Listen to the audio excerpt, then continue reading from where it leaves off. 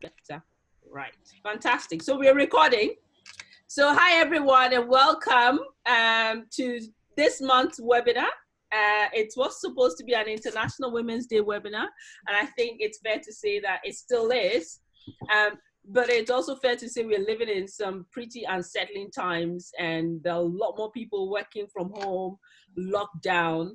So we're going to spend a bit of time just talking about how people are feeling, coping strategies, and when all this is over, how we can ensure that we bounce back pretty quickly from it all. So I'm sure you've taken the time to read the bios of the women. They are absolutely amazing. If you haven't done that, please make the time to do so, because you find that we've gathered some pretty fantastic people. And if you can also, just in terms of engagement, just type into your chat box where you're dialing in from, so we can just have an indication of who is dialing in and where they're dialing in from. Because I think I saw some people from Atlanta, from Leeds, from London. Fantastic. Okay, so Cecilia, can you hear me? Yes, I can. Can you hear me? Yes, I can hear you. So welcome and thank you so much for making time for today. So just before we get started, Cecilia, we have about 30 minutes roughly for each speaker. Can you just quickly give us a bit of a background to your story? Yeah. So my name's Cecilia Harvey. From the accent, you can probably tell I'm not from the UK. I'm originally from New York. I've been in London for 13 years. And I'm currently the CEO of Hyve Dynamics, which is a robotics technology company. And in my spare time, when I'm not involved in other initiatives I'm focused on, whether it be female entrepreneurship through an organization called Ladies Who Launch, or another organization I founded called Tech Women Today. I am the mother of an 8-year-old sausage dog named Norman. So, and he's, in my time of working from home, he's definitely keeping me busy. He may pop up on the video eventually. But yeah, that's pretty much me in a nutshell. Over 20 years, I've worked in banking and technology, and to be heading up and being the CEO of a technology firm is so exciting, and I absolutely love it. Each day is a new challenge, and I feel like this is the role that I was really born to do. So absolutely loving it, and looking forward to today's discussion. Fantastic. So can you just tell us very quickly what technology you produce, just so people can try and relate to the work that you do and how it impacts them? Yeah, so what it is, it's robotics and sensory technology. So a lot of what we produce, of course, is centered around sort of how you would think about robotics in terms of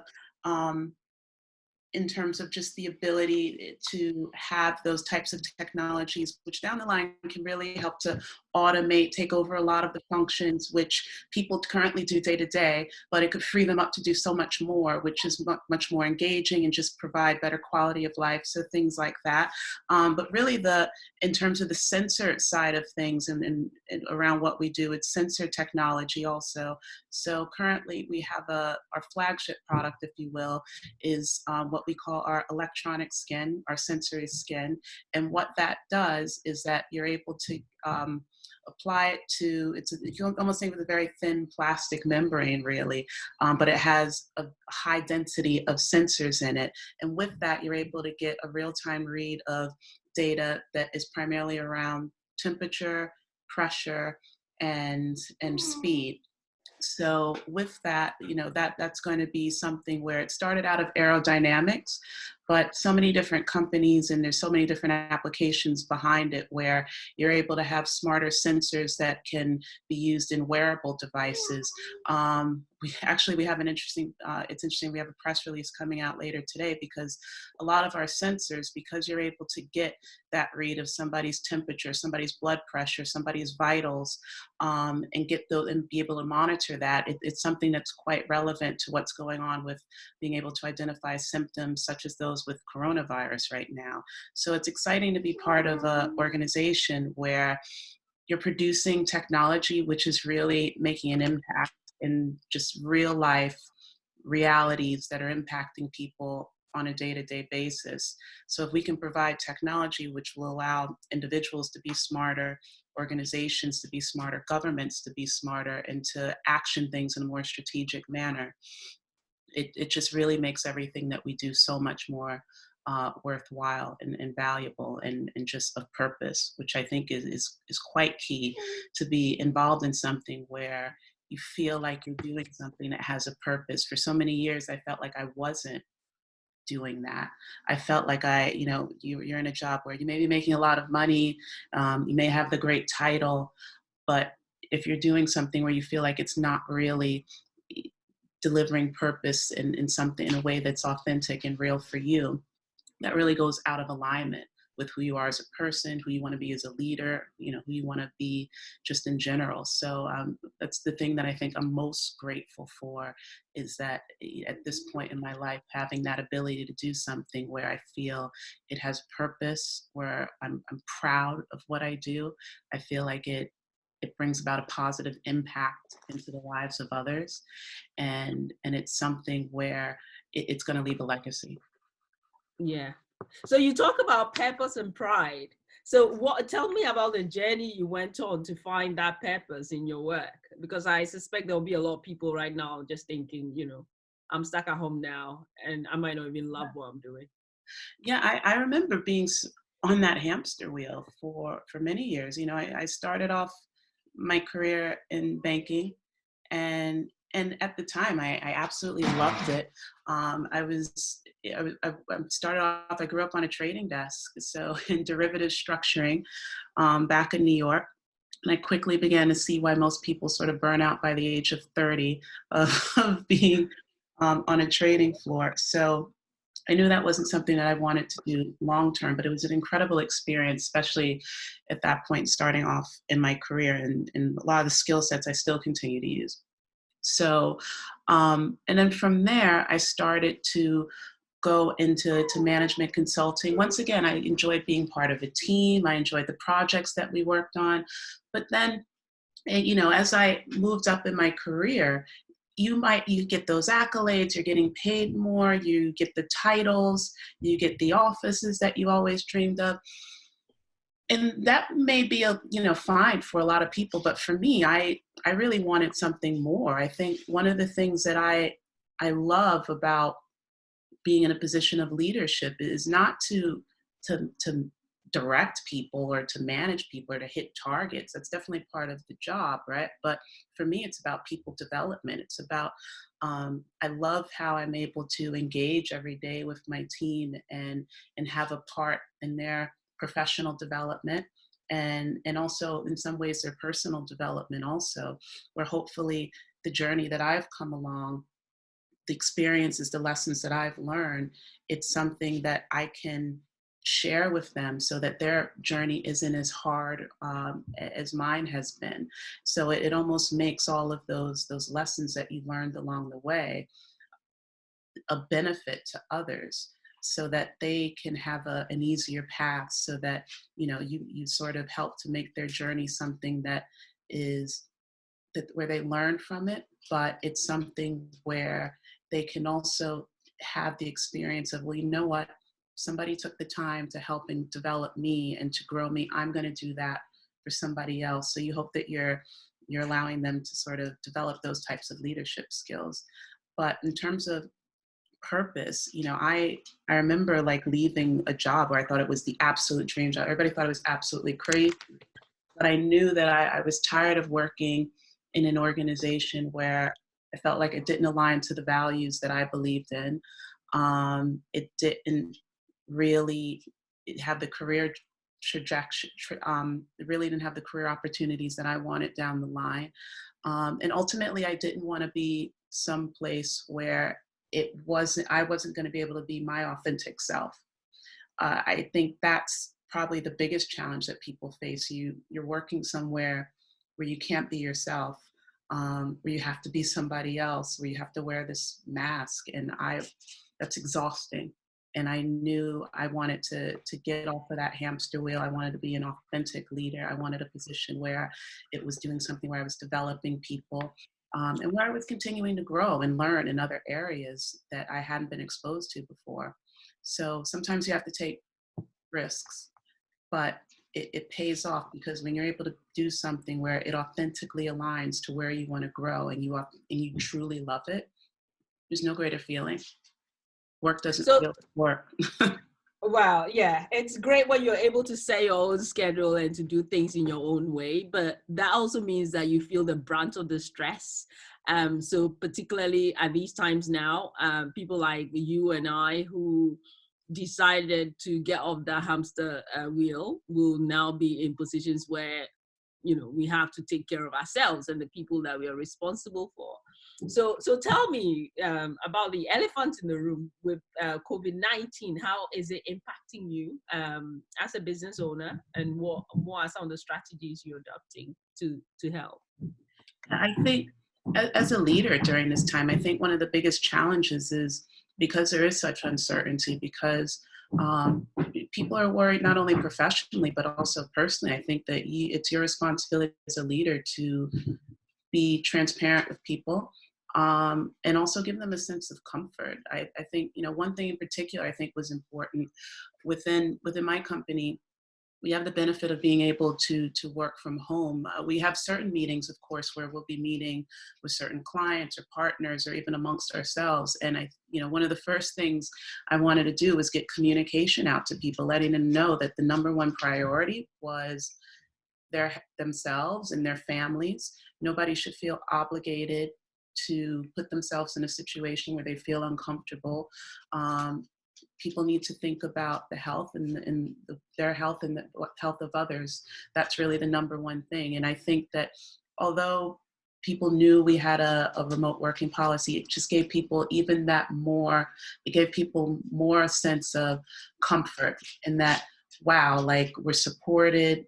There's not that pressure where I have to meet in person with my team members or anything like that. So I think it's important to also reach out to people to see how they're doing. As I have meetings with people, ask them, how are you doing? How's your family doing? That's important when that's coming from your boss, and the leader within an organization, to show that they really care about something beyond just the performance of the company. And I think if people take more time as leaders to focus on their people and the well-being of their people, it's really going to have an impact. I think that with coronavirus in general, and just this situation that the world is going through right now, it's going to completely change the way we live and work going forward, how people engage with one another, how leaders should engage with their teams, and how team members engage with one another. So although you can't necessarily physically be in the same place, you can still show that caring, and have that connection amongst people without physically being in the same room. Yeah. And what about you personally? So I have reached out to a few women who I know have really big titled jobs and big teams. And I've been asking how they're doing and how they're taking care of themselves in this time, because you have to be, you have to bring that sense of calm. But at the same time, the emails are coming in saying we're postponing this meeting, we're canceling this project. And the news is, we started off with some advice to stay home. Now it's saying, social isolation, probably a lockdown. They're just not using the word, but that's what's coming through. So what are you doing to take care of yourself? Because I think a lot of people, we are taking care of everybody else, but what about us? Definitely. For me, I've always been somebody where, I wake up in the morning, I take time for myself. I think that's always been a key thing. As individuals, you need to make sure that you're in a good place.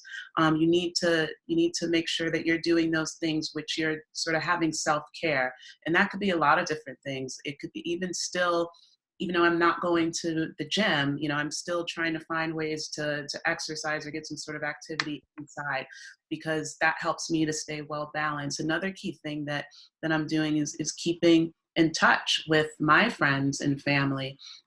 Most of my family is, in another country across the Atlantic, so definitely not able to see them. So there's been even more frequent FaceTimes and discussions with them, just to check in, to let them know that I'm okay, so I feel comfort that they're doing okay. So I think I've spoken to my friends more than I ever have in a while. So the frequency is definitely increased as we're all just trying to figure out how to help one another. Is everybody okay? Giving one another advice in terms of, okay, make sure you stock up on this or you do this. So I think that gives people, that's definitely given me a sense of comfort, is using these different means to keep engaged with my friends and my family. And while at the same time, the self-care. I even ordered a kit where I could start doing my own manicures so that, not get going out. So, just sitting there at night, like, it was just so comforting. It was just like, all right, I'm going to do my nails. This is brilliant. Right. So I can see so many more people joining us. If you're joining us, we're just listening to Cecilia, Harvey. You can type any questions you have for her and any of the other panelists as we go through the questions, as we go through the webinar, and I'll be reading them towards the end. So Cecilia, thank you so much for that quick intro and just giving us a sense of where you are during these times. So Alex, your turn now. You've been very vocal and public about the journey that you've been on, and when you won our award last year, that speech you gave about wanting to create a place where people can come and just be themselves was absolutely amazing. So I want you to just give the women on the call just a sense of who you are and where you've been, where you are now. Oh, I'll try and be brief. Hi, everybody. Thanks for dialing in. I'm sure that we're all feeling a little bit uncertain about things at the minute. So I think things like this are really good for bringing people together and making us realise that we are bigger than this. Yes. So I, as you can probably tell, I'm not from London, even though I live here. I'm from Bradford in the north of England. And I guess I started my career in corporate and realised that I wanted to build a business that was good for women, not just spoke about being good for women. When I worked at Accenture, I remember that we always got a year's maternity leave, and that's why all these women used to join. And then you realise you take the maternity leave and you had no idea how you were going to return to work. So it was great in theory and really bad in practice. And Jules, my partner, and I really wanted to create a place where women could thrive as mothers and as people. And so that looked like our first business, which was hassle.com, which was really sexy. It was a cleaning marketplace. And we grew that to be the biggest in Europe, across Germany, France, the UK and Ireland. And what's, I think, hilarious about that story is we never meant to build a cleaning business. We tried to build an Amazon for local services, and very quickly realised that what people were really looking for or struggling to find in their neighbourhoods were cleaners. And equally, cleaners were really struggling to find good customers. And so we brought the two together. We'd never written a line of code when we started that tech business. Jules taught herself to code from a book. Within 3 years, we'd grown that to be the largest in Europe. And we ended up selling to a German company for quite a lot of money. And then we both said we would never do it again. And so we decided to take some time off. I'd had a little girl. I had a little girl on the 1st of February 2015, and I sold on the 1st of July 2015. So I don't know what I was thinking. It was all nuts. So I decided I was going to go and learn how to be a mum, because to this little 9-month-old baby that I'd barely seen. And that lasted about 6 months until Jules and she got sick of playing tennis. And we started working at a venture capital firm, just 2 days a week, looking at different businesses. And while I was doing that, I did an extension on my house. It was very painful. And I said to Jules, I really think we could do this a better way. And she said, yeah, I agree. And then lo and behold, we started Resi. And that was at the start of 2017. And that's about 3 years ago. It's now the largest architectural, it's the largest residential architectural business in the UK. We do about 200 projects a month. I have 100 staff now, turning over several million. And I did look in the mirror the other day and think, what on earth have I done again? I've had another baby at this company. who's now nearly 2. And yeah, I think I'm probably certifiable, if I'm honest. Fantastic. That's a brilliant intro. So, Thanks. So you talk about your burnout, and clearly, for you to achieve what you've achieved 2 successive times, you must be working at a pace that probably most of us are not working at. So what is your work day like? How do you work, Alex? So I'm usually up before 6 o'clock, and the days look a little bit different. So on the days that I'm home until our nanny comes, and listen, I could not do this without my nanny. She is amazing, and I'm eternally grateful, and I'm very privileged to be in a position where I can afford one, so I'm not pretending that this is normal. So at 8 o'clock she arrives, and then I come into the office. On the days that David, my husband, who does 50-50 with me, he stays home, I get up and I go to the gym and I work out. But I'm in the office for probably 9:30 every day, and I leave at 5:30 every day. So I don't have a particularly long day in the office. And I split my time. So Mondays and Tuesdays are internal, Wednesdays and Thursdays are external. So Mondays and Tuesdays is setting the team up for the week, checking in on one-to-ones, and just making sure I'm on top of the finances and whatever is on fire, which is everything all the time. And then in the Wednesday and Thursdays, that's when I'll do external meetings, whether it's with investors, or it might be with journalists, or it might be with potential partners.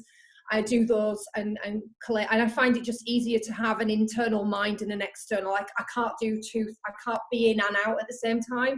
And then I go home, leave here at 5:30, get home at 6, put the children to bed by 7, have tea, and then probably do about another hour, maybe a little bit more, and then go to bed. I don't work on a Fridays, but I always tend to do a little bit of work on a Sunday. So to be quite honest, I probably don't, it doesn't sound like I have a very long working week, and I probably don't. I'm just militant about what I do. Every minute is accounted for, and I say no to a lot of things because I have to. I just can't do everything. I know. Yes. And I think the word you've used there is militant. So are you working from home now, or are you still going to the office? What's the situation? I tried to work from home, and my 20-month-old realised I was there, and she stood at the bottom of the steps shouting, "Mama, down! Mama, down!" So I've given up, and I'm in the office, and I think it's not that I'm not taking this thing seriously. It's just that some of my staff don't have internet at home, or they might live in shared accommodation where there's no appropriate place for them to work, and they want to be in the office. And while we can, and it's not mandated, we have to be at home, there's probably about 20 of us out of the 100 that are still in the office. And I'm not a working from home person. I find it much easier to separate, home and work, if that makes sense. So I'm actually in one of the meeting rooms hiding at the minute.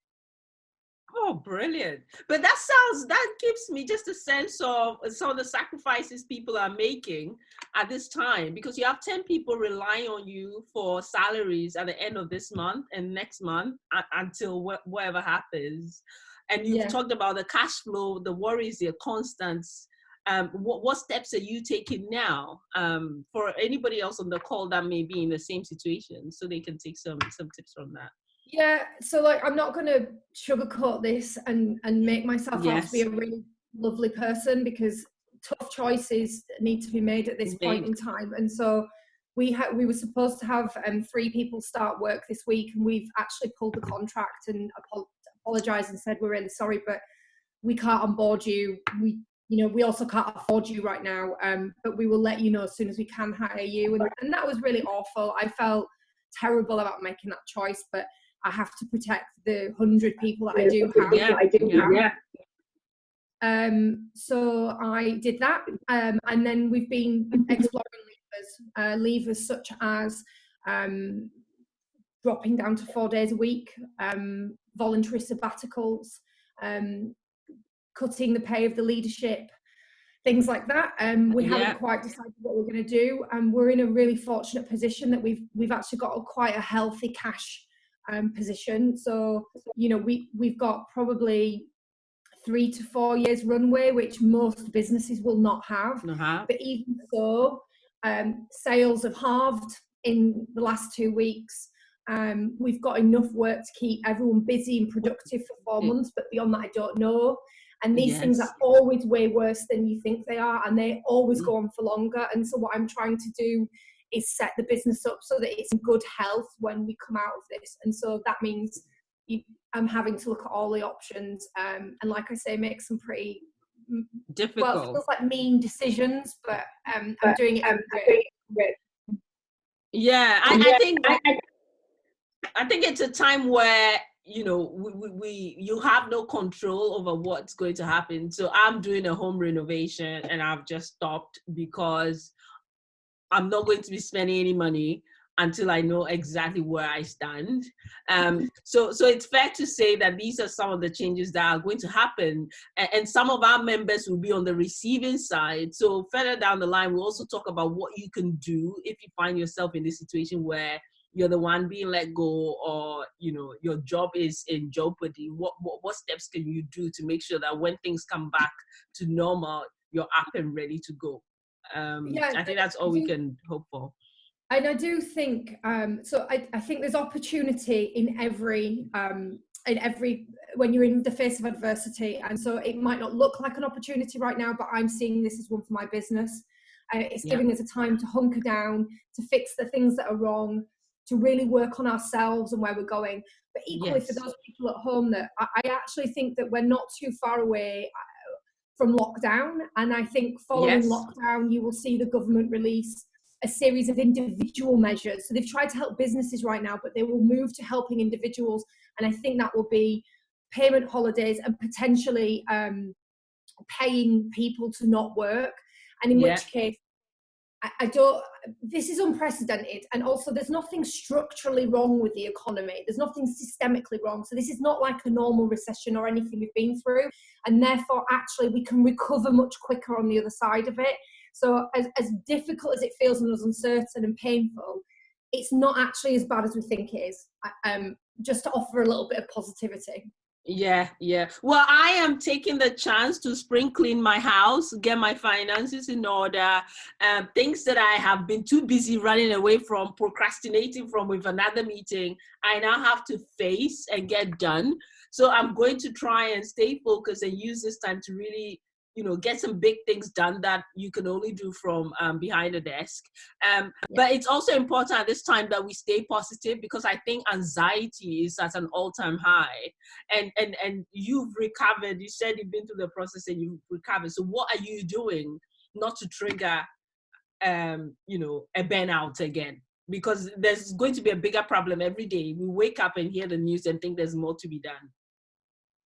Yeah, I mean, I had a not a very good January. I'm not going to lie. I had to take some time off. I think I just run on hard mode for too long, and I noticed the signs straight away, and I called Jules up and I said, look, I need some time away, and so I took off 4 days.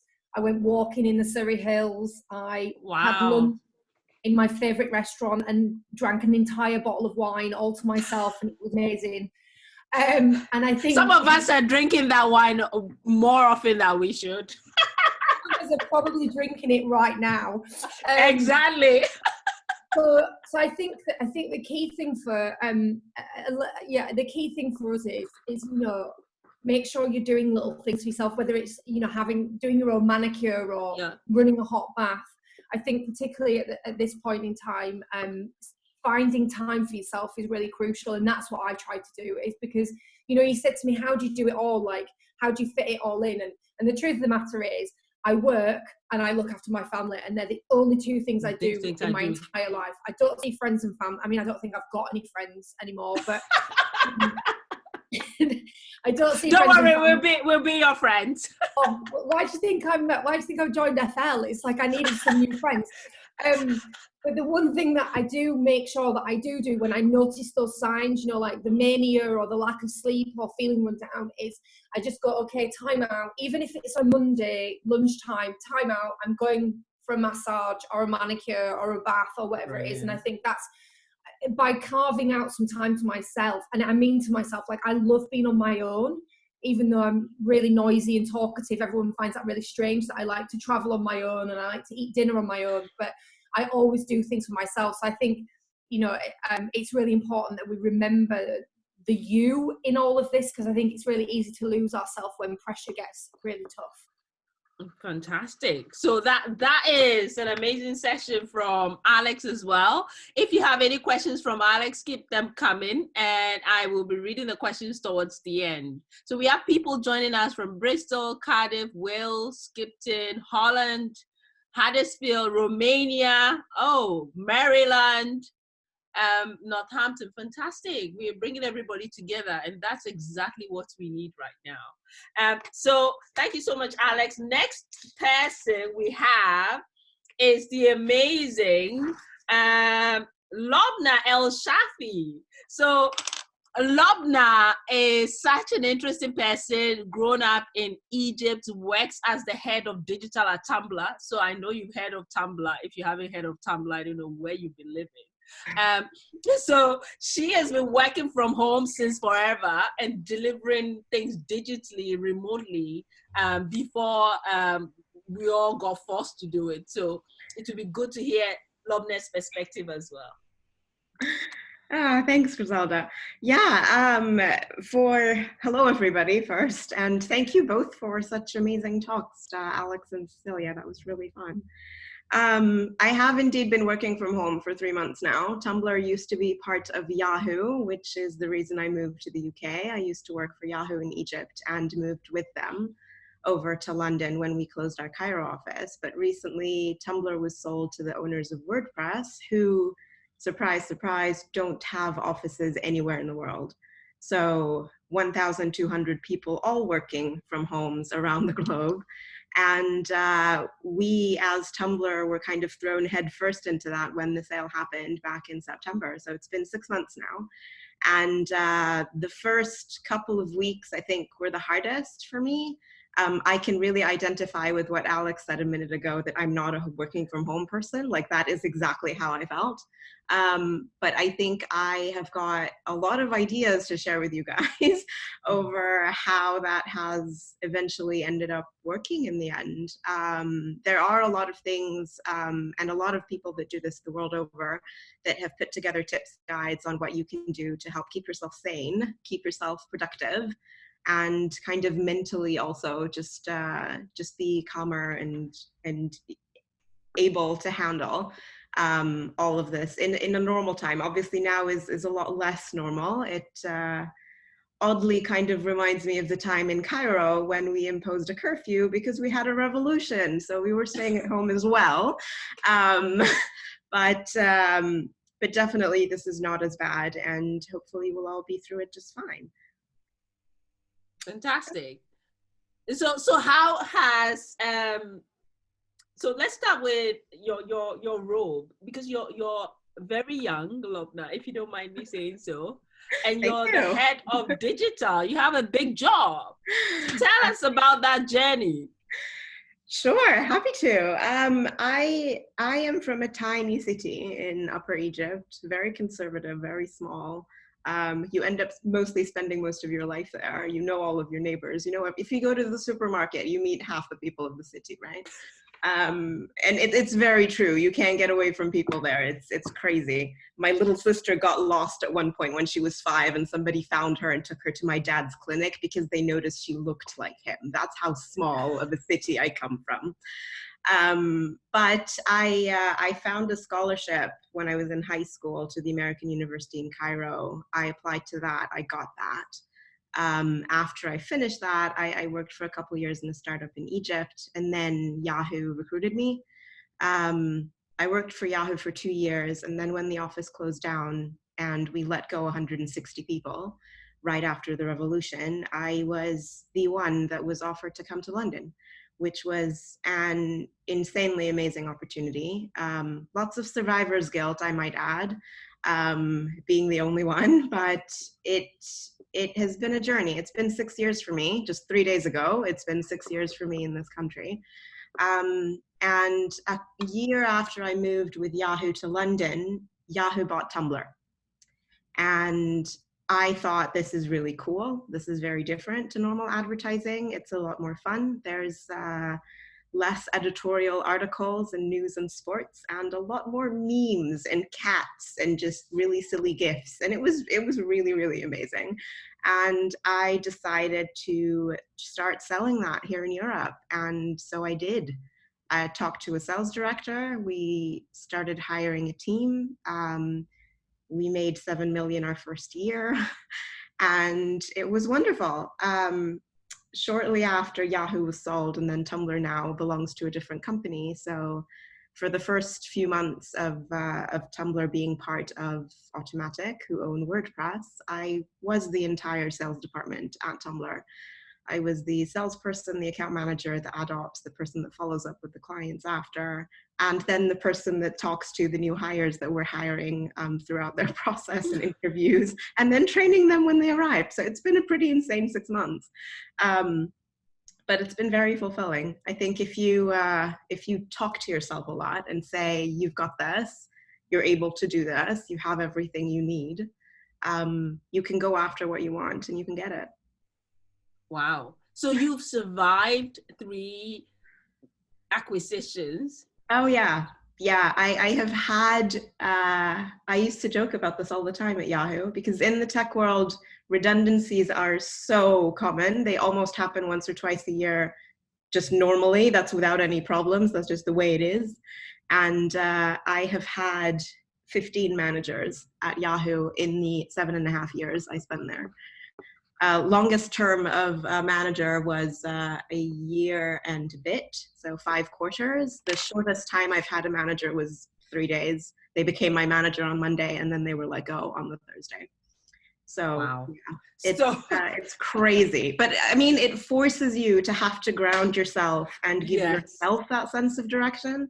Because if you're hopping managers that frequently and it's out of your control, you need to have your own kind of compass to guide you as to, these are what I want to do. These are my goals for quarter 1. These are my goals for quarter 2, and just push through and kind of get to where you want to go. So I suspect there'll be a lot of people worrying about their jobs right now, and because let's face it, there are redundancies being reported every day in the news now, and even more to follow. What do you think you've been doing that has sustained you despite all these changes, revolution, acquisition, new country? Yeah. What have you been doing? If you were to give 1 or 2 things that you think set you up.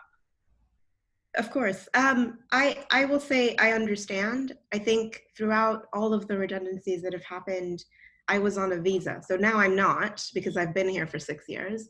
But throughout these 7 or so redundancies that happened while I was on a visa, there was always this worry that if it happens to me, I get kicked out of the country, which is very difficult. So I can understand how scary it is to be faced with these things. I will say that to me, anxiety is kind of trying to think your way out of things that are beyond your own control. And this is one of those things. It is beyond your control what happens to your job at the moment. So I would say try to take yourself out of the equation and focus on the business itself. So not my job, but like, what does my client need? Or what does the business at this moment need? How can I be helpful? As opposed to how can I help myself? In a weird way, that ends up making you so much more productive. It also makes you worry less, but it also makes you more valuable to the company that you're with. Because your attention and your focus is all focused on the benefit of the company, which is how they choose, I think, in the end. Oh, that is a wonderful tip. I think, yeah, that reduces anxiety, that gets you on the same page with everybody else, so they're not me too. You're not doing a me too, what about me kind of chat. There's a question here for you from Michelle about resilience. So you sound like somebody who is very resilient. And there is nothing in your background from the conversations I've had with you. You've had a pretty normal, happy childhood, because normally when you talk about resilience, it's people have been through life-changing foster homes. Like, they've had to hustle just to be alive and to be here present. So they have it in their DNA to survive. Now, you've been cushioned throughout your life. So how did you develop that resilience and that hunger? I think I've definitely not had anything bad happen to me, and I definitely feel for everybody that's become resilient because of difficult situations. I've had a lot of change happen for me. Like I lived in the UK for 4 years when I was a child, and we moved every year. So I had new school, new friends, new surroundings, new home every year for 4 years, from when I was 4 to when I was 9. And then I went back to Egypt, not really remembering anything about the language, having to relearn it from scratch at 9 years old. And then moved outside of my house to university at 16, which in Egypt, especially in Upper Egypt where I'm from, is very conservative. You don't go anywhere by yourself when you're a girl. It is very, like, it's bad, it's sexist, it's horrible, and I can definitely see that a lot more now than I was when I was in it. Oops, sorry. Ooh, okay. Yeah. But that there has been a lot of change. University was moved into the university dorms and out of the university dorms every semester. There was the semester of university in New York, which was very, very different, of course, to me as well. And then there was moving to the UK by myself for work, which was very different, and keeping up with all of the insane paperwork that you need to in order to apply for indefinite leave to remain. Yeah. But I do want to take the part about kind of working from home and how I've been able to keep up with that. And maybe that helps everybody be a little bit more resilient in these random few days that we're going through at the moment. Yeah.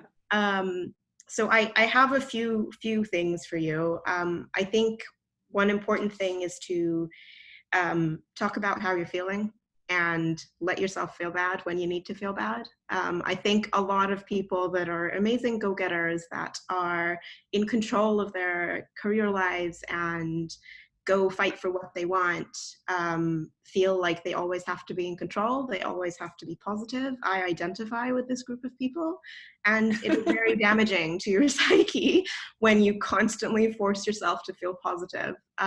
It is okay to say that I need to feel like crap about this for a little bit, and then I'll think tomorrow, or I'll think in like a few hours. It's arguably more healthy for you to allow yourself that little bit of downtime to actually absorb, because this is difficult. It's unprecedented, and it can make you feel a whole lot of things, especially if you're having to be the rock for a lot of other people. I'm not. I live by myself. I am in the middle of a house move, which is proving very difficult right now, but I'm not providing for anybody. I'm not supporting anybody else. It's just me. But if you're a mom, or if you're there for your partner, that is difficult, and you need to kind of release that steam a little bit. Other things that like, with that out of the way, the other things that you can do that are helpful is first structure your day. So I use a calendar because that helps me feel in control, but if you don't want to, that's your decision. Decide when you're going to be at work, even if it's at home. And before that, wake up, have your breakfast, sit down when you have your breakfast. Change your clothes. If you wear makeup and perfume to work, put on your makeup and perfume at home. Seriously. You have to feel like it's a different place. Like there is a separation between you at home and you at work. Even though they're the same physical location, you need to give yourself that separation. If you've got space to have a desk on your dining room table, do that. So that is your work area or your workstation. If you are comfortable playing music while you're working, don't make it the normal music that you play when you're relaxing or when you're working out at the gym. Just pick a, focusing playlist from Spotify or something. There are some really good ones out there. So that in your head, all of these subconscious elements make you feel at work, and then you can split from it and switch that off, turn away your computer, change back into your pajamas if you want to, when your workday is over. Another good thing to do is schedule in when you're going to make your food or buy it, so that you don't end up eating crisps or pickles all day, and you don't spend, like hours cooking a 3-course meal. You need to kind of slot that into your calendar so you know when you're going to keep yourself healthy and eat good food, but not take away from your normal day. What else? I've got a few notes here. Oh yeah, video calls are really cool. They're very important. This is a wonderful example of it. A few tips for video calls. Lighting. I have all of the lights in my house on at the moment, but lighting is good so that other people can see you. Put something underneath your computer so that it's lifted up and it's at your eye level, because that helps it feel more like a conversation with everybody else, for example. If you're in a very large group of people, turn it on mute. But if you're in a very small group of people, do not turn it on mute. It makes everybody feel like you're, on the phone or doing something else. If you're on mute in a small group chat, for example. Tiny little bits of etiquette, but they make a very big difference if we're going to be doing this for a long time. And then if you are a leader and you have a large team or a small team, transparency is very important. Don't keep bad news away because people are feeling bad. I think it magnifies the problem. You have to let people know what's going on. And if you schedule in short hangout sessions, or coffee catch-ups, even when people are at home. We've been doing that with my team, who are mostly in America. And it's been very helpful. It's starting to let people let their guard down a little bit and get closer together as individuals, as opposed to just, coworkers. And then outside of work, other tips for you to keep your sanity there. Pick something that you've always wanted to do and start doing it. Like if you've always wanted to try yoga, now is like the perfect time. If you've always wanted to, learn a new language, those are good ideas. And give yourself a project, possibly. Do you want to clean out your closet or your pantry? There are lots of donation apps out there that people come to your door to pick stuff up. So exposure will be limited. You won't have to go anywhere, but it kind of gives you a goal. And for me, accomplishing a goal makes me feel really good. Yeah. So if you can kind of just pick one of the things, like maybe it's even like, your drive or your box folder. You've got tons of files in there and you've been meaning to organize them forever. You've got some time now, so it's a good time to do that. Yeah, we have a question. I'll just read this very quickly from Charlene. So Charlene lost her job in December. She had a job offer, which has subsequently been retracted. And she's wondering if anyone has any tips around how you job search in these times.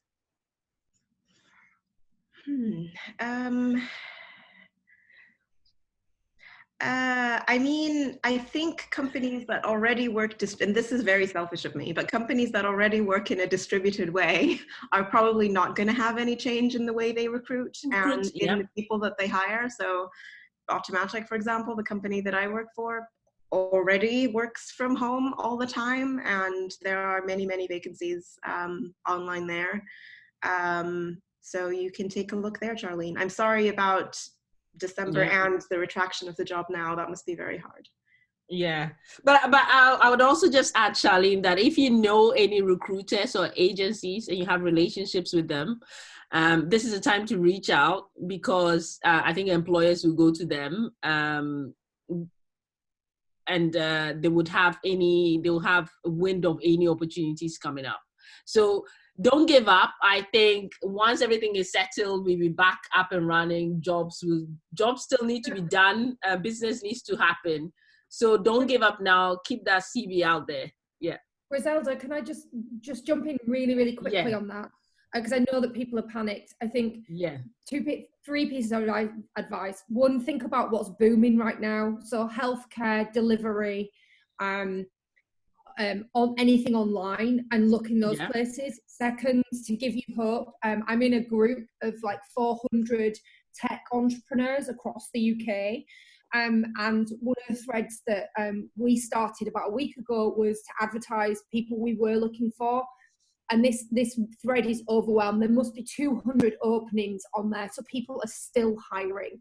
So I don't think all is lost. I think you just need to be a bit clever about the way you go about the search. So, you know, Reed, Monster, all that stuff, that's going to look pretty dismal right now. But actually direct approaches to companies that have got jobs up there that look like they're busy, I think, and in sectors you know that are benefiting from this chaos, that's probably where I would focus all of my energy. Brilliant. So Charlene, you've got some tips there. I think that should keep you busy for a while. So thank you so much, Lobna. That was really brilliant. And now it's Charlotte Armitage. So Charlotte, I've known Charlotte for a while. She's absolutely amazing. She's had several businesses, and I know she wouldn't mind me telling you this, but she's also been through a bankruptcy and out of it, and is even more successful than before that. So for anyone on this call who is thinking, I'm going to lose my business, I'm going to be in such financial distress that I wouldn't know what to do, Charlotte's been through all that. And not only is she able to give advice from a personal perspective, but she's also a professionally trained psychotherapist. Now, the wording of that, I'll leave her to tell you about herself. So Charlotte, thank you so much for making time to join us at this time. Hi, can you hear me? Yes, we can hear you. Good. I'll just clarify that. So I'm a psychologist, not a psychotherapist. Okay. And so I'm a business psychologist, and I'm doing a professional doctorate in counselling psychology at the moment. But the governing bodies can be quite strict about the terms, so I just wanted to make sure we clarified that there. That's right.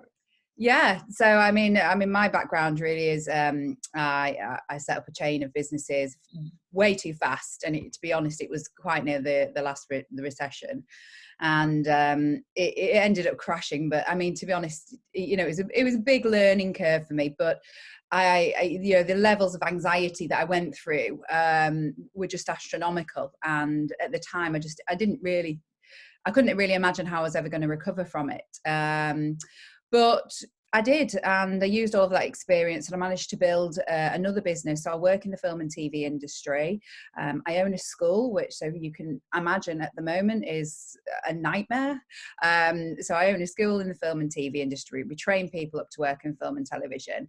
And for example, we represent the first actor with a disability to win a national television award for his role on Emmerdale, first actor with Down syndrome to secure a lead role in Coronation Street. And we've got actors in absolutely everything, but the whole industry at the moment just completely dried up. So even though they're doing self-tape auditions, you know, acting work isn't really there. And probably like everybody else, as soon as you know, I started to hear about this COVID-19 situation, I thought, oh my God, you know, my world is about to fall apart around me, because we've got, you know, to think about our relatives. So, you know, I've got a child to think about. I've got businesses, multiple businesses. I've got a consultancy where I work as a business psychologist as well. I've got clients for my work as a counselling psychologist I'm training in. So there's a whole lot of things that have changed. But I mean, apart from the initial anxiety that I experienced when I first found it, where my brain went into survival mode, you know, I won't go into it on a biological level, but essentially when you go into that level of anxiety, your prefrontal cortex shuts off, and that's what's responsible for all your rational thought processes and decision making. Possibly explains the panic buying that we've seen. But when you're in that state, you're not really fit for anything, because you can't make any rational decisions. And actually in business, we need to have our head screwed on, think logically and rationally about how we're going to take this, use this situation, manage to get through it, and possibly find some new ways of working, because the reality is this is going to be an absolutely huge societal shift, massive change in the way that we operate in the workplace. For those of us who are used to working from home, which I am, you know, I'm all right with it. I'm used to it. I've got a structure. But for people who aren't used to it, you know, the home is inextricably linked with relaxation and peace. It's certainly not, you know, associated with productivity. So there's going to be a big change for people. And, you know, normally change within an organization is done over a longer period of time, and it's managed, and there's a planned execution to it. But we don't have that luxury at the moment. We're having to change like this overnight. I mean, it's such a strange, bizarre situation. The good thing is we're all in it together, I suppose. But what I have found is, you know, we've moved most of our business operations online. So because we've had no choice, you know, our students come from different countries, they come from all over the UK, and I just felt that it was irresponsible to be inviting people into a room where they're acting, it's in close proximity for 8 hours a day. So we've moved some of it online, and it's actually been really interesting that we've actually managed to run classes online. So a small part of my anxiety has released a little bit because I'm thinking, actually, this is opening us up to a new market. So I'm seeing the opportunities there. There's, you know, if we can run certain sessions online, then actually we've got a way to go. But yeah, I think it's natural for people to be quite anxious with all of this at the moment. Yeah. So Charlotte, just tell us a bit about the financial situation. I know you've been quite public in sharing about that. So if there's someone on this call right now just thinking my cash flow isn't going to last for 2 months and there's nothing going to come in, what did you do when you were in that situation? What practical steps did you take? This time, or when they went through the bankruptcy? Yes. Which one? The bankruptcy? Yes. Lost my head. I think that's fair to say. It was honestly the most. It was the most. I was, you know, young, was in my 20s. It was the most stressful experience I'd gone through at that time, and I did everything that I could do. I mean, it was a limited company, so obviously, but I personally guaranteed a lot of funds, which, you know, was really quite naive, and I wasn't the only person who was a director in that business. But you live and you learn. So because obviously we couldn't make the payments, it ended up going bankrupt, losing my home. It was just, you know, literally lost everything from around me. It was bad. But I used sources that I could of my own credit, because I had a really good credit rating. So I used my own resources. But in the end, it wasn't really wise or sensible, because the amount of money that we had to generate, what happened was there were 4 businesses that were all doing well, four sites that were all doing really well, and then I took on a 5th site. And the 5th site, the 4 previous businesses I took on as businesses that were already working. They might have only been hitting break even, but I was able to, you know, use the brand and push it to try and turn it into a profitable business. The 5th business was just the actual site, which meant that I had to pay staff from day one. I had to pay rent, business rates, all the lot, with no actual turnover. And it was that decision to take on that extra site that just sent the whole thing tumbling down. So then I found myself in a position where I had, you know, huge outgoings and not being able to make it. And really, that's when there's not a lot you can do, because essentially you're trading insolvently, and that's illegal. So I took advice from everybody, liquidators, accountants, insolvency lawyers, everybody that you know you could think of, and there wasn't really much that we could do with it. So I had to let it go. But you know, I remember at the time thinking, oh my God, I'll never recover from this. It's the worst thing in the world. I'll lose my credit rating. Well, I've been discharged from bankruptcy now. Credit rating's absolutely fine. To be fair, I bought a house and paid it off before I'd even come out, been discharged. Well, no, I was discharged, but before it had fallen off my credit rating. So, you know, I'm set up another business. The thing is, I remember when I did go bankrupt thinking, actually, this has been great. I'm just so glad to get rid of all of this stress. It's been a horrible experience. It went on for, you know, probably 18 months to 2 years. It's not a quick thing to do in the way that I was set up in the companies. It was awful, because obviously having to let staff go, and, you know, it just the whole side, that whole moralistic side of it was really difficult for me to come to terms with. But actually, once it had all gone, after going through that level of stress for so long, I was just glad to get it over and done with. And I'm still here. I'm still alive. I've managed to set up another business, use that experience and make it work. And I think a lot of people in business go through this, you know, where they build something, they lose it. Again, I thought the same thing the other day. I thought, is this it again? You know, because but I've been quite sensible in how I structured this business, and I was able to structure it in a certain way that actually we are kind of shielded and protected. And there are, you know, I'm just thinking innovatively, trying to think of new products that we can use and offering services to go with. But it's always a risk, and it's always been at the back of my mind ever since I started the companies I've got now, is don't take this for granted. It's doing so well, we're doing great, but anything could happen and you just don't know. And that really is, and this COVID-19 situation is, you could not have anticipated this. I don't think anyone was thinking, oh, we'll put a force majeure clause in our contracts. I mean, I think they are actually in our school contracts, because they're a standard educational contract, but you know, it is, no one could have predicted this. So I think the people have been asking me a lot from a psychological perspective, how do we deal with the anxiety? The fact is that anxiety right now is totally rational. Anxiety only really needs to be intercepted when it's an irrational response to the world around you. So at the moment, what we're all experiencing, what we're all feeling, it's irrational anxiety. It's fear of the unknown, the uncertainty, and the lack of transparency about the rules that are being imposed on us by the government, and lack of uncertainty about our futures, our health, the health of our families, the people around us. There's this huge change in routine, which routine is the bedrock of healthy psychological functioning for so many different reasons, and we're now removing that routine from people, or we're completely shaking it up. So I don't think we can underestimate the amount of support that our employees and our staff and ourselves we're all going to need to adjust to this.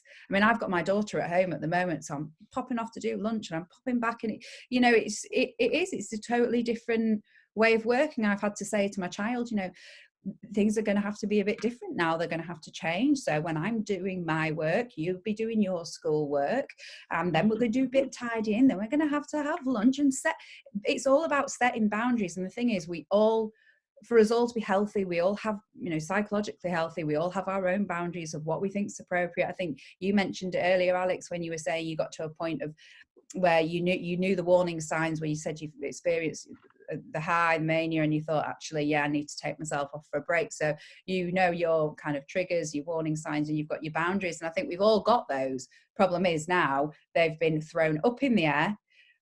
All the boundaries that we had before are a bit like, whoa, we don't know, we don't have structure, we're not getting up, you know, not everyone's not getting up and going to work like they were before.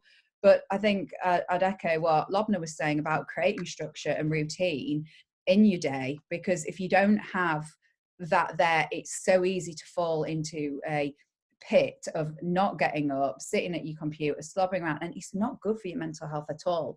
So structure and routine is going to be really important. And I think communication using these online platforms is absolutely amazing. I mean, I contacted some of the mums at the schools and I said, look, let's have a night out on Zoom. So we'll sit there, we can have a glass of wine, because this social interaction via these online platforms is going to be so important for all of us.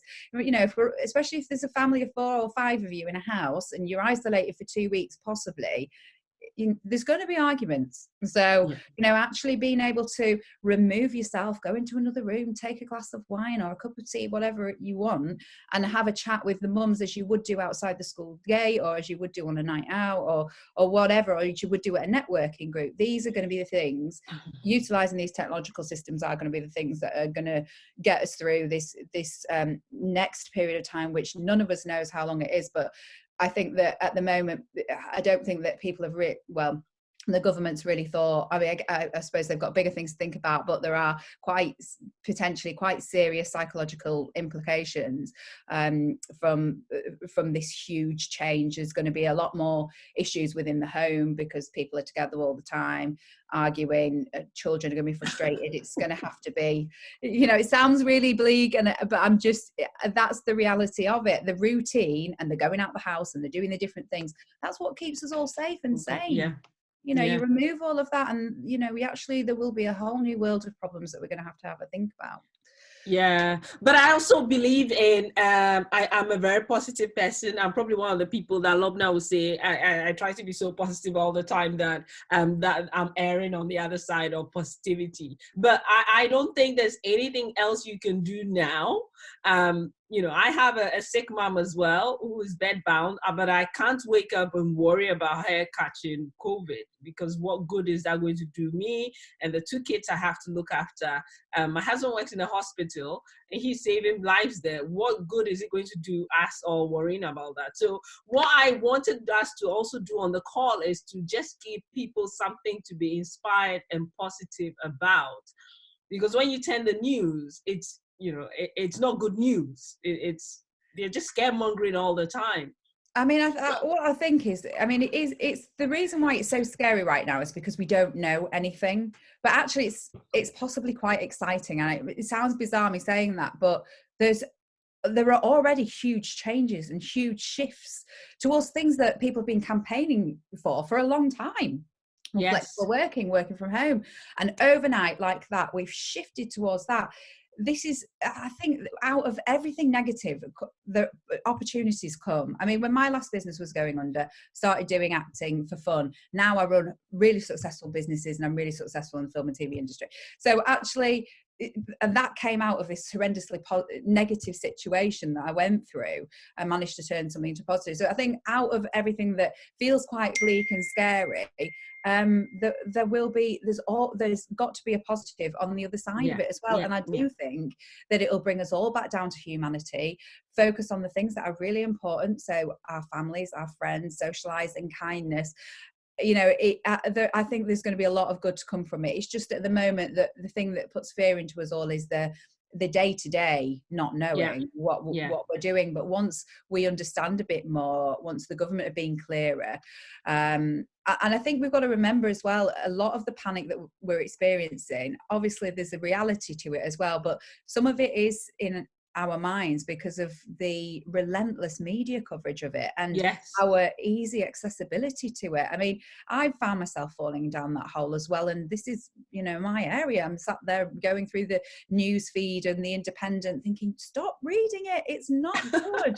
You know, and if you didn't read that, this is something that's really good actually that people can practice doing, if you are starting to panic and you're starting to get stressed out, is you can do sort of sensory awareness techniques, which will fall under the umbrella of mindfulness, but what they do is they bring you out of your head where it's going, oh my God, what about my business, my future, and what about this, and just into the present moment. I'd say go outside and do it.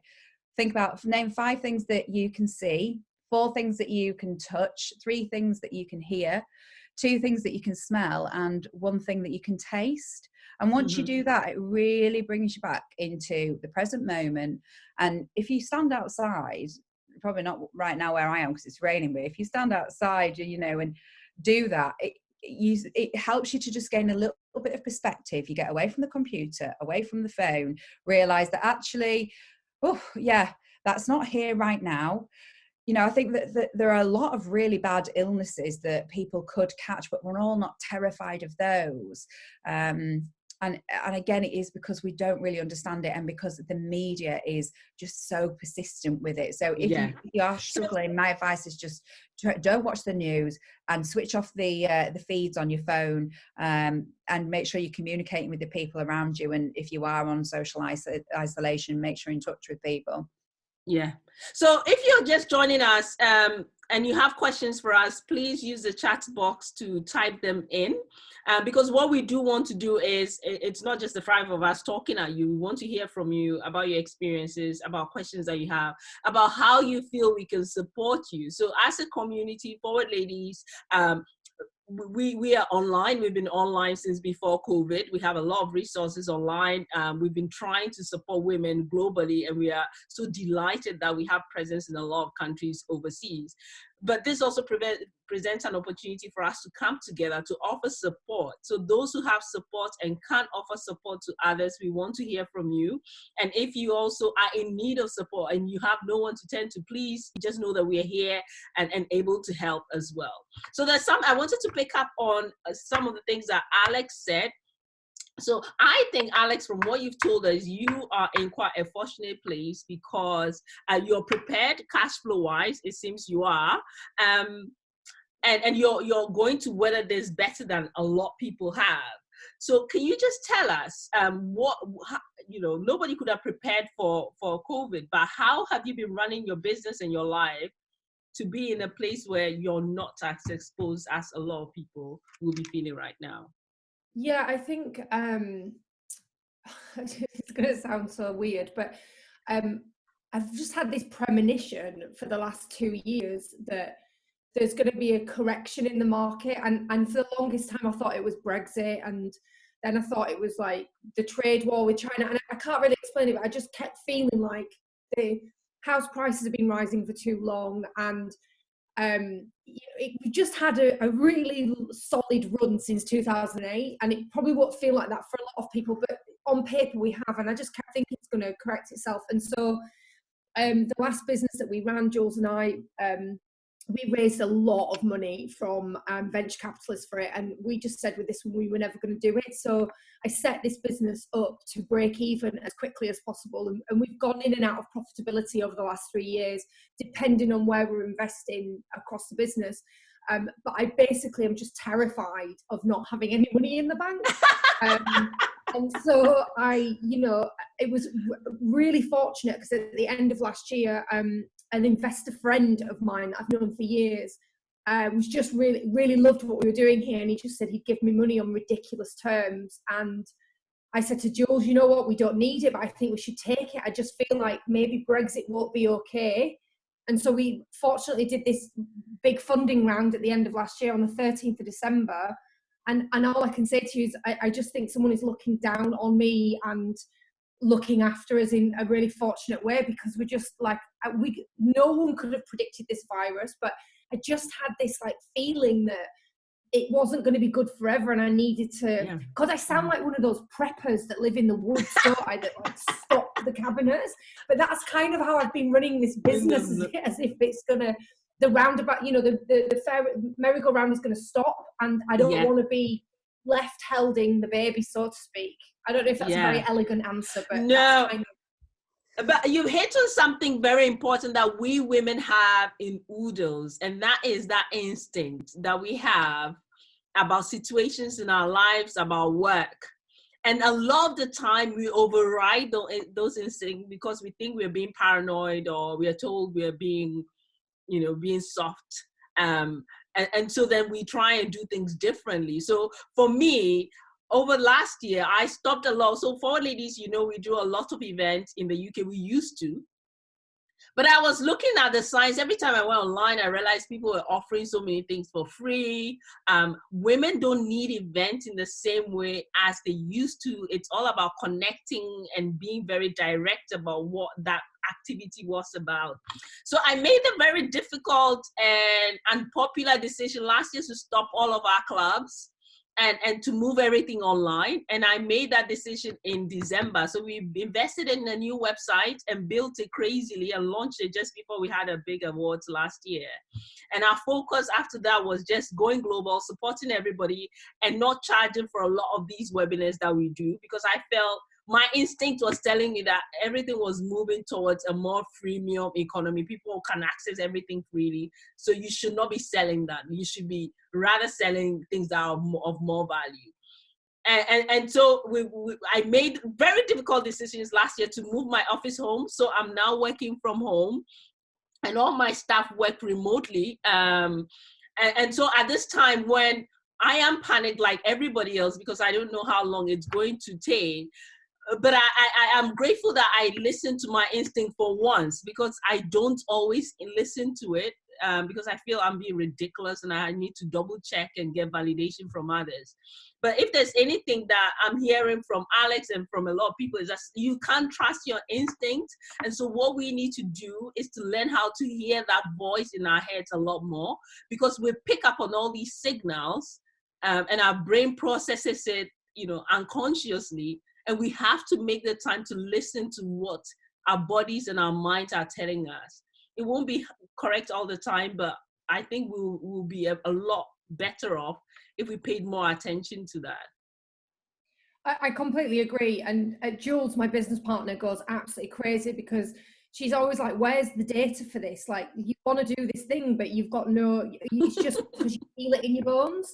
And I just can't explain it to you. Like, my premonition is so strong. Like, I can tell you when someone walks through the door of the office whether we're going to hire them or not, and I've not even spoken to them. I feel things. I don't know what that is, but yeah, I think women's intuition is one of the most powerful things we have, and you should listen to it. One of the listeners here has just said, oh, before COVID, I was thinking about starting my own business. Should I put that on hold? And I'm like, absolutely not. This is the perfect time to start a business. It's the perfect time for you to harness the opportunity, because lots of people will feel scared and they will stop doing what they're doing. Yes. And that allows, both of my businesses, and I think, I always do what everybody else is doing, do the opposite. Never do what the herd is doing, because that's not where the opportunity is. It's doing the contrarian thing that no one else is doing. I think as well, you've got to remember, if you're starting a business now, actually, when you're ready to go to market, it's probably going to be the time where, if people are in isolation for a month or 12 weeks, as soon as these bans are lifted and restaurants are up and running and, people can go out and be free again, people are going to want to be free. So it will pick up like that. I think there's going to be a dip. Without a doubt, there'll be a dip, as long as you've got enough money to get you through it, and then it'll pick back up. So actually putting the plans in motion to start a business now is probably a good idea to start looking into it. I think, I suppose the only thing I'd suggest thinking about is, the impact on the economy and what kind of product is it, and, is it something that people are going to be able to afford if they haven't been working for a period of time. But it sounds like the government are putting in, good strategies in place to support people. And as you mentioned, Alex, there'll probably be an individual support after all of the support that they're giving out for businesses. So I'm hoping anyway that's what, within 6 months' time, I'm hoping that is what's going to happen. Yeah, Alex, you go. So I was just going to say, I totally agree with Charlotte there. To think carefully, about what you're doing, it's completely right. And just to build on that point, some people will lose the job, and that's really harsh and horrible. But there'll be other people that won't, and they'll keep working, and they'll be in their house, not spending any money, not going on that holiday that they were going to go on, maybe even getting a refund for the holiday that they missed at Easter. They actually have disposable income coming out of it, because we can't spend our money. So actually, it's almost a double whammy, because not only do you have more time to think and put these plans into place, but then when you come out of it, the customer base is going to, like Charlotte said, is going to be there ready to spend. Maybe I'm being too positive, but I feel like we have to be a bit more positive than the doom and gloom. Right. No, I don't think you can be. I don't think you can be too positive. So I want to touch on an issue that a lot of people feel they're having right now, which is about having enough money to tide through the recession. Now, we don't know how long that will be, but I remember when I decided to leave my job. We were living very wastefully. This is the only way I can describe it. You had more pairs of shoes than you needed. We had 2 cars that we didn't need. We just bought things and went on holiday and did things that we didn't really need. So when we made that choice that actually I want to go and try things and I wanted to see what I can do with my time and my effort, and I want to spend time with my kids, we were able to scale right back down. So my husband started riding a bike to work, healthier, more sustainable, no insurance, no fuel, no car. We didn't eat out as much, and we were quite shocked just what we were able to live on and how quickly we were able to pay off debts that we had even when we were both working. So I think because we're so used to living in comfort and doing things a certain way, we're looking at the future thinking we have to carry on doing those things. And I think this is a perfect opportunity to sit down and look at where your money has been going, and we'll see whether it still needs to be going there. Last time I checked my account, I was paying 3 subscriptions for Amazon. And no wonder Jeff Bezos is the richest man. If just me and my family pays 3 subscriptions, and my husband pays as well, and my sisters and whatever. So we pay so much and we don't have a clue where our money is going. So let's take the time to sit down. And I love at the start as well, Alex said, I try and stay on top of my money. And this is a perfect time for us to do that. Because then if we're able to do that, then it doesn't matter what else is happening in the world. We can afford to be contrarian, because I think being contrarian is a luxury that you can only afford yourself if you're prepared for the season that it hits you at. So, you know, don't be, you'll be amazed what you can do when you go back home and look at how you've been living and try to change that to suit the times that we are living in. And bear in mind, I grew up in Ghana, you know, we live on very little. There are wealthy people in Ghana, but largely you eat fresh food and veggies and you spend very little money if you focus on living in the right way. So I just wanted to say that to encourage people who are thinking, well, we may have to scale back. You won't lose anything. You will actually gain a lot more from that experience. Does anybody want to share any changes they had to make as well when faced with any challenge like that? I mean, I've made changes recently, just, you know, in the same way, really. I think that we all do it, don't we? When there's a threat, it's right, everything sort of goes on lockdown. And actually, like you, Alex, you know, I'm fairly intuitive, and I felt it sort of early this year. I started to, my gut instincts was saying, feel like something bad's coming, feel like I need to be more aware of company spends and things like that. But you don't listen because you're so busy. So you've got that gut instinct there. And what that is just your subconscious.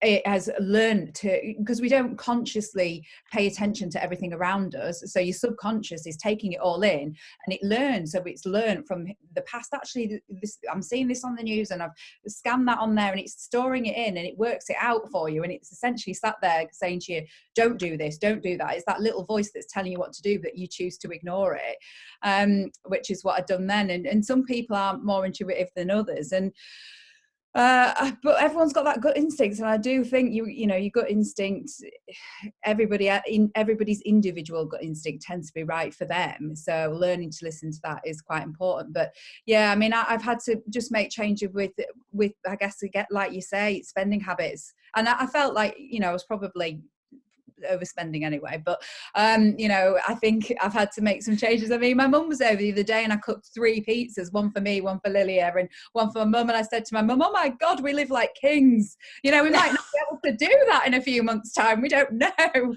But you know, it's and the thing is, I've noticed recently as well, I mean, I've been thinking about it a while, how wasteful children are. You know, I say to my daughter, are you going to eat that? You know, we've just made it. My mum comes from the West Indies, so she's very much, you know, she'll eat. She wouldn't even leave a crumb. You know, she can't be wasteful with food. And you know, I can sort of see where she's coming from now, because I think if you've lived through really hard times where food probably has been difficult to come by, yeah, you do start to completely change your attitude on everything. I also think, Charlotte, as well, like on the kid front, because I've got 2 of them, I'm actually quite excited that they're going to have to start learning how to play by themselves, because I don't know if anyone else has noticed, but like kids just seem to be completely unable to like have any imagination. Everything's got to be a new shiny toy, and it really stresses me out, the amount of consumerism that's like embedded within society. And I think this, like everyone's talked about, this is going to change the way that, you know, we work. I actually am hoping it's going to press reset on a lot of things, like the way we treat the environment, taking global travel as a given, consumerism, like just, and I don't mean like bad, like too much, but just too much consumerism. And so, in a way, maybe this is the wake up the world needed. I agree with you on that. I think it'll bring us back to humanity. I mean, so many parents will say now, God, children are so spoiled, because, you know, when I was a child, a treat would be, you know, a Happy Meal, and you might get that once in a blue moon. Well, my daughter will want penny sweets. Pardon? And penny sweets, exactly. Yeah, you might get 5 or 10p, you know, if you were good. And I used to get £1.50 for a magazine once a week, you know, but that was it, you know. And these days, I mean, the thing is, you know, as a parent, you always want to do more for your child. You want to give them the best that you can, don't you? But there's that balance between actually, are we spoiling them or not? And I think that, you know, I said to my daughter the other day, because she was going on about, you know, something. And I mean, like, I grew up in a household where we didn't have a lot, and we didn't have a lot of money, and it was always a thing in my life, like, oh, we can't afford that. I heard that so much. So I try not to really say it to my child, but then I think that now it's the other way. So I started to say to her, we'll have to see, Lilia, because, you know, we've got this whole situation going on. We're not sure actually, you know, what's going to happen with the business. I think we're all going to be fine. You know, we will be fine, but it was more a case of actually she needs to learn that that's not just a given, that everything's just there for on a plate. You've got to work hard for it. And I try and say to her, like, you know, I work hard. This is what I'm doing. I'm working, because how do we afford to buy things otherwise? And I think there's going to be so many lessons in all of this. And I think there's going to be lessons in teaching children to work from home, to teach them how to use online systems. I mean, I said to Lilia's teacher today, said, what about using Zoom? Could you do a class so all the children can see each other, so that they've got contact with the teacher and they've got contact with each other? So I think they're going to learn a lot from these different processes and different ways of working. But I agree, this is almost like the reset button going off, isn't it? It's a bit like, you know, the world said, well, do you know what? There's too many of you on this planet now, so I'm going to send you out a little disease and wipe a few of you off, so that, you know, I continue to function. No, I think this is quite serious. I think a lot of people, you know, for a lot of people with any kind of reduced immunity, this is not like something they're joking about. This is quite serious for a lot of people. Yeah, very much so. Yeah. So, you know, as much as we try, I think people cope with difficult situations in different ways. For some people, it's humor. I think some families have quite dark humor. Others cannot make fun of anything like that at all, because, you know, for them, it's quite real and scary. So we just need to be aware of that. I think the thing is, though, the people that are, I mean, my parents and my brother, who's severely disabled, they're, you know, my parents, how my brother is, but, you know, they're all really high risk. And I'm sort of saying, Mum, you know, you need to stay in, you need to be self-isolating. My dad's got emphysema, look after yourselves. And they seem to be the group that seem to be less frightened about it. Maybe that's their defense and their way of coping with it. But absolutely, it's a very real threat, and it's very scary times. And we, you know, I don't want to be negative, but, you know, in a few months' time, some of us could have lost, you know, our family. It's frightening. It is. You just got to do what we can to protect ourselves. That's it. Yeah. So there's a question here from Naomi, and Naomi wants to know, I think whilst we're on kids, how to approach and explain the situation to kids, and how to work from home with kids. So Naomi, I think, you know, I'll leave it to you to answer, but I can give you my perspective on it as well. First of all, we have a working from home guide that we are just going to release. We recognize that a lot of people will be finding this a bit tricky. So look out for the guide. I think we'll email it to everybody who's registered for this call. So that's one. You have that to help you during this time. But the thing with children is, I have been working from home with my two kids. I only moved to the office, as Alex said, when one of them got older enough to start talking, and I realized it doesn't work. But now that they're back in school, I've moved back home. And the thing with working at home with children in the house is that you have to be realistic about what is achievable. I think what makes it challenging is if you think that you're going to be able to do everything else that you did in the office whilst working from home with the children in the house. I think that's not possible. So you have to set really realistic expectations around that. And secondly, I think kids get really grumpy, and they will only leave you for about 15 to 30, maximum an hour uninterrupted if they're in the house with you. So you can work on your phone and you can grab time here and there, but don't think that you're going to be sat at your desk having calls like this one and not be interrupted by children. I think that's so unrealistic. So I think you should put the kids first. Either you wake up early and do a couple of hours before the kids wake up. So when they wake up, you're ready and present and able to help them. And have a structure for the day. And then I think once they've gone to bed, you can do a couple more hours. But I think the key is to be really, really realistic about what you can achieve. Otherwise, you're going to be very stressed trying to do things that are just not humanly possible. Does anyone have anything to add to that? I think that the really important thing to remember from a psychological perspective with children is that they're probably going to be quite stressed because they'll be hearing about their little ears, will be hearing about what's going on, and that manifests in very different ways in children. You know, when people say, oh, children are really resilient, well, they're not actually. What happens is that it just ends up coming out in some sort of mental health problem as an adult. So they I think talking to them about the situation, explaining to them what's going on in an age appropriate way, so using age appropriate language, and reassuring them, always be honest as well, honest in an age appropriate way, reassuring them about what's going on. Because I mean, I've had my daughter say, am I going to die? Are you going to die, mummy? You know, is grandma and granddad going to die? And you've got to be, you know, realistic but honest about it. And I think communicating with them about how things have changed, why they're changing. I mean, my daughter's 6, so she's still quite young, but she's old enough to understand when I'm explaining to her. Children start to play up when they aren't getting the attention that they need. So that's, although it's so annoying as a parent when your child's playing up, actually what they need is it can be this sort of really negative cycle, because they start playing up, so then you start getting annoyed, and then that makes the situation worse. But actually to just switch off from what you're doing and say, actually, that this child needs me to come and spend 10 minutes reading a story with them, give them some cuddles, and make sure they know that I'm here with them. I'm not just lost in my computer, which I think can be a risk when you work from home, is that you sort of everywhere you are, you're on the phone, you're on the computer, you know. The boundaries between work and life and that balance do seem to become blurred and distorted. So ensuring that you spend some quality time with your children, if you are going to be working from home, is important. And then explain that actually for the next hour and a half, I'm going to be sat in this room and I'll be doing some work. Do you want to do some schoolwork or whatever? I mean, if they're younger, it's harder than that. But when they sort of get sort of 4 or 5, you can start to explain these things. Yeah. Alex, have you had to explain this to your children? No, not the little one, because she's a bit too little, but Harper's just started school, so she's just turned 5. And yeah, we were away in New Zealand when this whole thing got a bit crazy, and we managed to get back before it got even more crazy. And so it was really because she was watching it on the news, and so she's very conscious about washing her hands. And yeah, I mean, she seems fine, but you, like Charlotte was saying, you just never know, do you?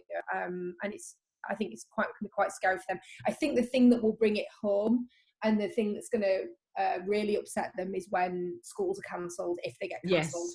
Yes. Because I think kids need structure. I'm a firm believer in structure.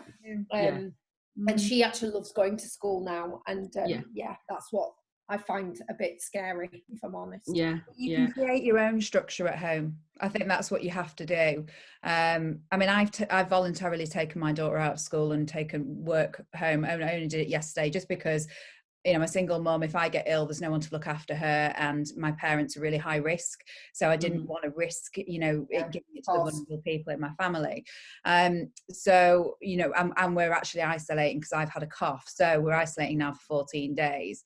But it's about, now what I've done is created a new structure and new boundaries within the house. So I've just said, you know, things are going to be different, things are going to change. This is what we're going to do now. So you can create a new routine at home, but it's going to be a change, I suppose. And maybe what I've always, because I've always worked from home, and I've always had, well, I've had my daughter for nearly 7 years. So when I've been working from home, building the businesses that I've got, my structure totally changed. So I'd work late at night. I ended up working late at night and less in the day, but that's because she was asleep and it was quiet. And actually, I find that now I'm my most productive at night. I love working at night. I hated it when she started school and had to start getting up really early for the school run, because it was out of my routine. But you know, obviously she's in year 2, she's nearly 3 years into school now, so we're used to it. But yeah, as human beings, we are flexible, we're adaptable, we can adapt to this situation. It's just normally we wouldn't be expected to do it like that, and on the say-so of somebody else. So I think that's the scary part of it. But children will adapt to it as well. So Cecilia, are you still here? I think we've lost you, Cecilia. Right. So we've got a few more questions. If Cecilia pops back on, I'll ask her to take some of those questions. Just trying to find my cursor now. Right. I think, yeah, we've got a few people. There's a question, I think, from Naomi around one of the points that Lobna raised earlier on, and that is around the business needs.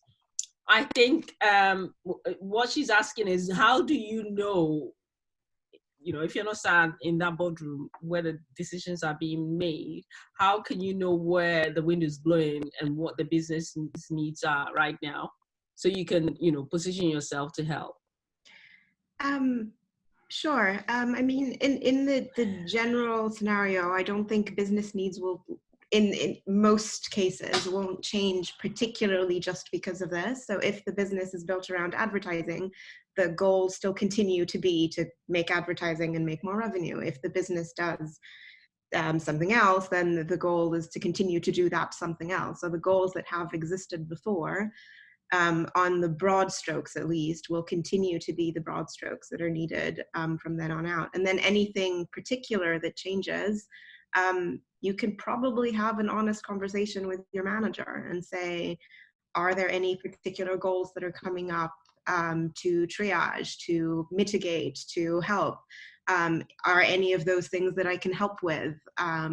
If you've got extra capacity of time on your hands, which maybe you will, because like we're not commuting anymore, we're not going out, then maybe you can take some of those projects on. It's a learning opportunity, but it also, for me, having a new project and something that I'm trying really hard to do kind of separates my mind from wandering off on all of the worries that I need to do.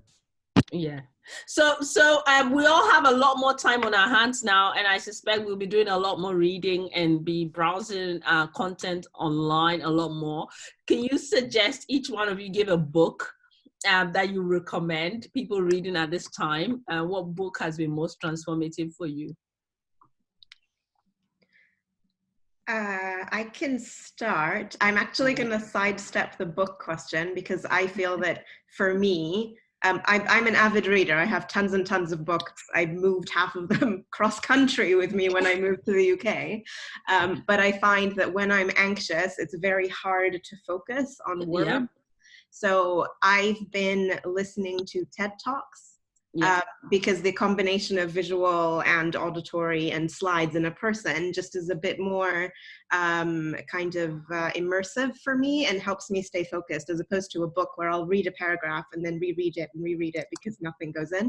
When I'm worried. So I have the TED app on my phone. I open the TED website on my laptop, even when I'm like cleaning around the house or just like wandering around packing.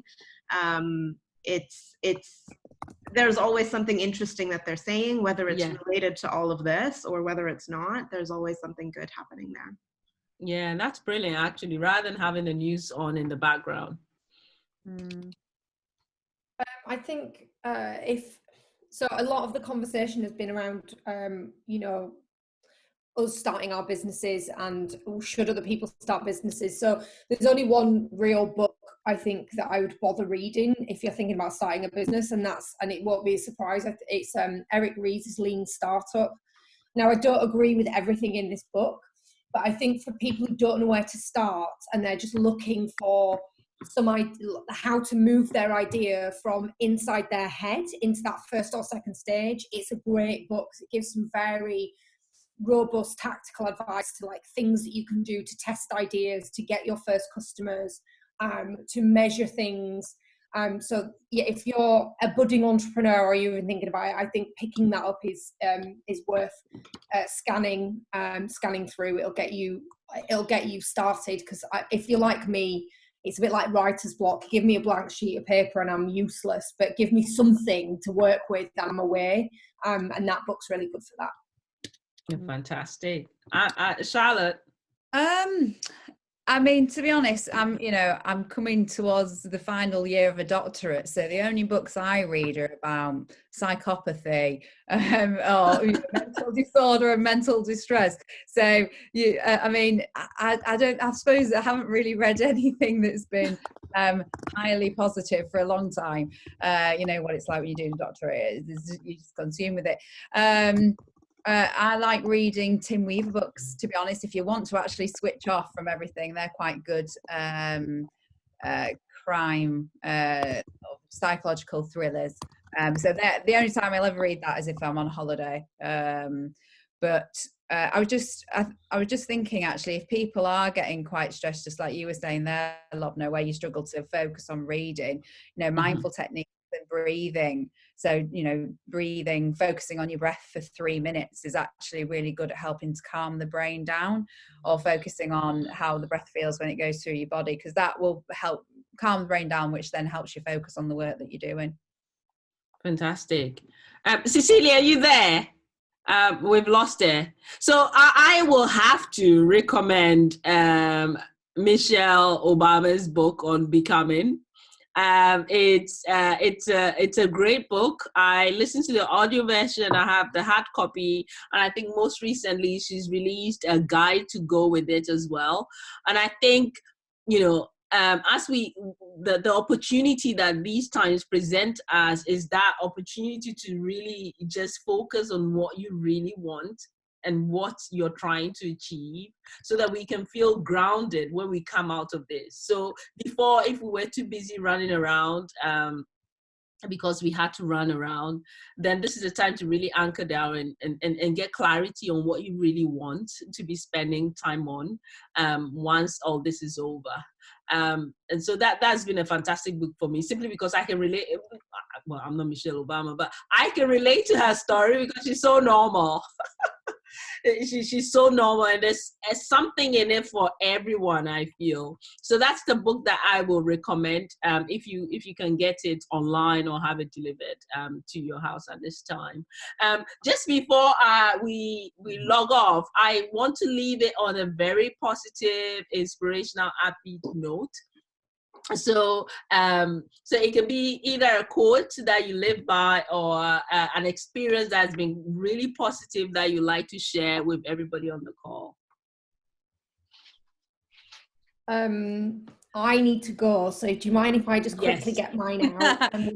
Yes. Stay by the bell. Yeah. The one thing that I say to every single person who ever comes to work with me or for me is, and it's probably heard lots of times, but basically don't ask for permission, ask for forgiveness. And I think you can hold that true in life.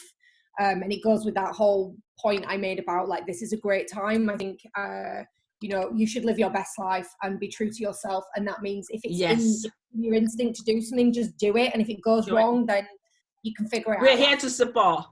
Brilliant. Thank you so much, Alex. We're here. We have friends here.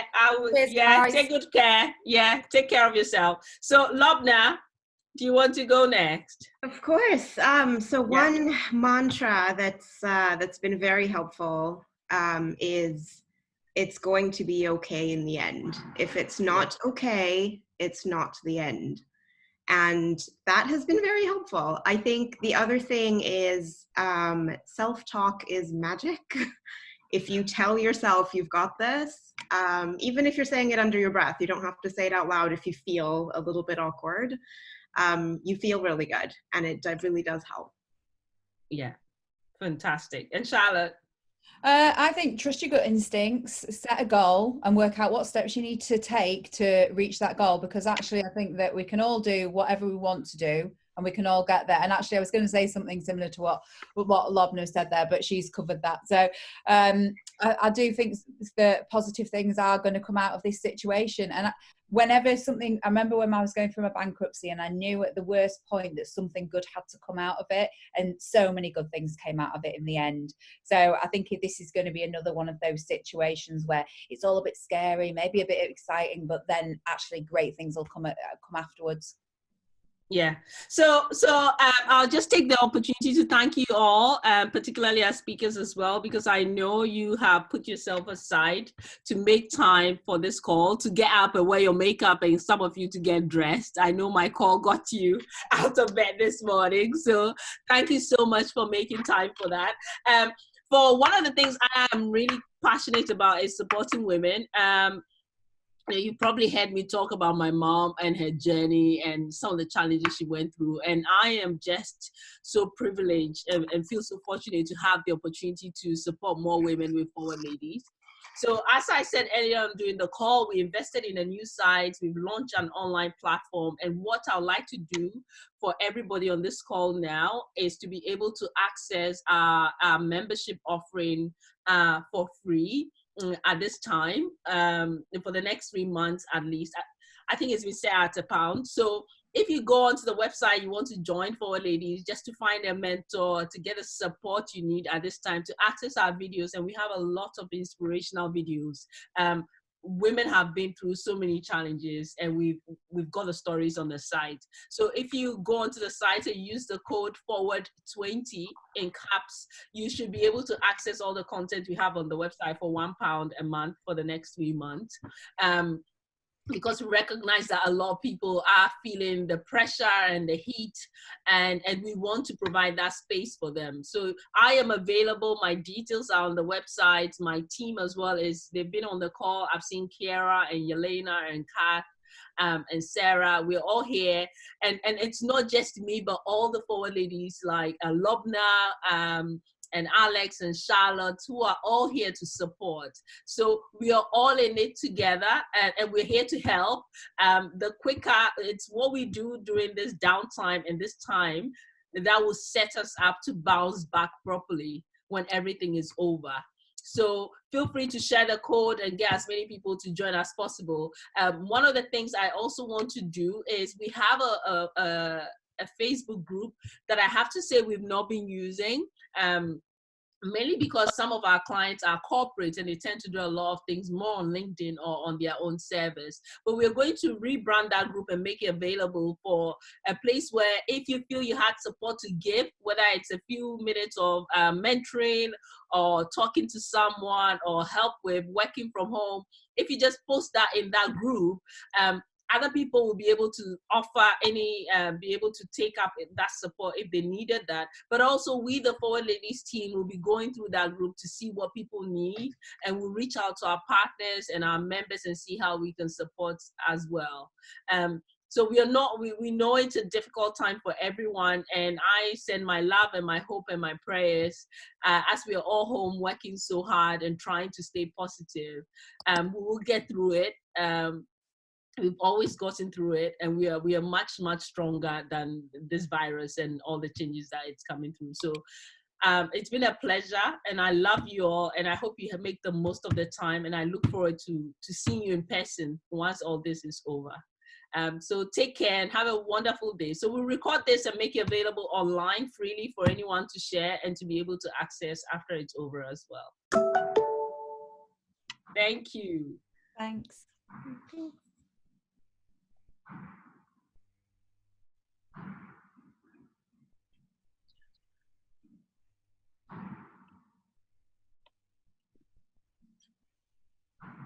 Bye. Yeah, I'm going to go off now. It's still recording.